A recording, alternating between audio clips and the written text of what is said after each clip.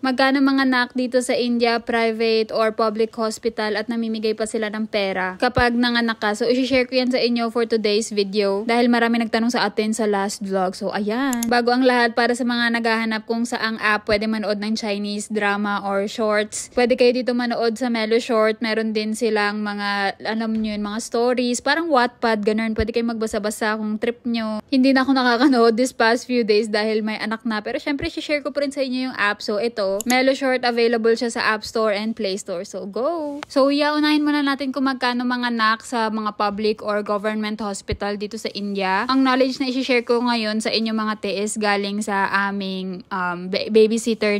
So, siya yung nag-share sa akin ng knowledge na to kasi kumuha na kami ng babysitter para sa aming baby. And ayun, nakakachika-chikahan ko siya. Tapos, meron din siyang baby. Taga-Kolkata siya. So, as per her, sa kanilang state, kapag public or government hospital ka ng anak, libre lang, walang bayad, mapanormal man o cesarean yung iyong panganganak. Tapos meron pa silang mga pa-cash incentive sa mother and sa daughter kapag babae yung anak mo. So iba-iba yung halaga na binibigay nila per state. Ang sabi sa amin ng aming babysitter is yung sa kanila, yung mga kakilala niya is binabigyan ng 15,000, 20,000 na rupees. So and peso nasa 10 to 15,000 yun. And bakit sila namimigay ng pera kapag babae yung anak mo dito sa India? So based on my research kasi meron silang gender imbalance. Mas marami yung lalaki kaysa sa babae. And dahil nga siguro mas prefer nila yung mga lalaki kaysa sa babaeng anak. Dito sa India dahil sa cultural or economic or mga traditional reasons, ganyan. So para ma-encourage siguro sila na magkaroon ng babaeng anak or ganun, matuwa sila na babae yung anak nila. So siguro naisip ng government nila na kapag babaeng anak mo bibigyan kita ng pera, ganun. So in short, ginagawa yun ng kanilang government to fight gender discrimination, ganyan, or ma-improve yung gender ratio or sex ratio. Basta ganun. Search nyo na lang deeply if hindi sapat yung mga pinagsasabi ko dito. Though yung sa aming babysitter, yung kanyang anak ay lalaki. So wala siya natanggap na pera pero libre yung kanyang panganganak. Anyway, so mag-transition naman tayo kung magkano yung nagastos namin sa panganganak sa private hospital and as a foreigner dito sa India and as a person na walang mga insurance. So kapag may insurance ka dito, may less din sana pero hindi kami nakapaghanda. Hindi ako nalagay ni Pavan as beneficiary sa kanyang insurance. Kasi na-jaundice ako agad pagkatapos namin ikasal. So, kailangan namin bayaran lahat ng full. Ganun. Sayang. Kaya bago kayo mag-anak, ayun, planuhin nyo muna talaga ng mabuti mga insurance, mga ganyan-ganyan, or kung mga ano-ano pang makakatipid kayo. So, go. So, sa case ko, dahil sa private hospital ako ng anak, ito yung aming total bill, 385,000 na rupees. Tapos, kapag kinonvert mo sa peso, it's 249,000. And nanghingi rin kami ng discount. So, yung total na yun is less 10% na yun.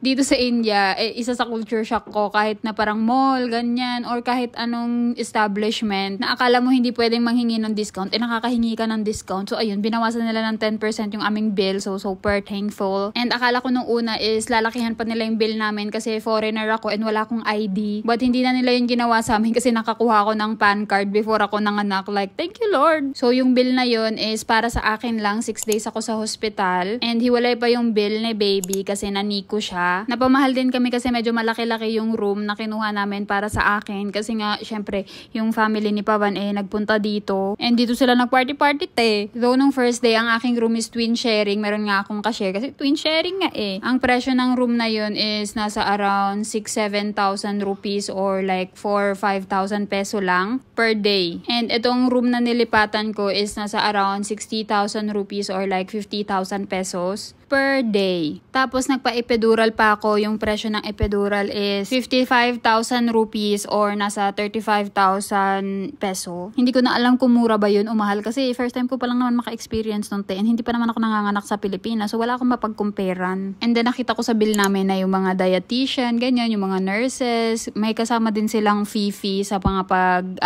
asikaso nila sa akin, ganyan. And then yung mga lab test, mga gamot na mga pinagagawa nila sa akin, ayun, kasama din siya sa bill. So, ganun po ang eksena dito. So, ayun, para sa mga Indian or Filipina couple na nagpaplano mga anak dito, ayun po yung idea. Sana nabigyan ko kayo ng kalinawan. Just in case na nagpaplano kayo na mag-anak or mga anak dito sa India. And alam ko, ang dami ditong mga Filipina na nagpupunta para sa healthcare or nagpapasurgery dito sa India. Wala pa talaga akong idea, pero kung yung service nila, ganyan, paano sila mag-asikaso dito, ang gagaling talaga nila and super duper or hands up kung paano sila or paano nila ako inasikaso dito nung nanganak ako. And then lahat pala ng mga laboratory tests ko, ultrasound, ganyan, sa Cloud9 ko ginawa. Parang sikat yun siya na dito, maternity hospital or clinic. Actually, mas mura yon yung hospital na yon kesa dito sa pinagdalhan sa akin or dito sa hospital kung saan ako na-admit. Dito lang ako nagpa-admit or nanganak kasi ito yung recommended ng aking OB na hospital. So yeah, yun. Kung may question kayo, anything about sa panganganak dito or anything Indian culture, kahit anything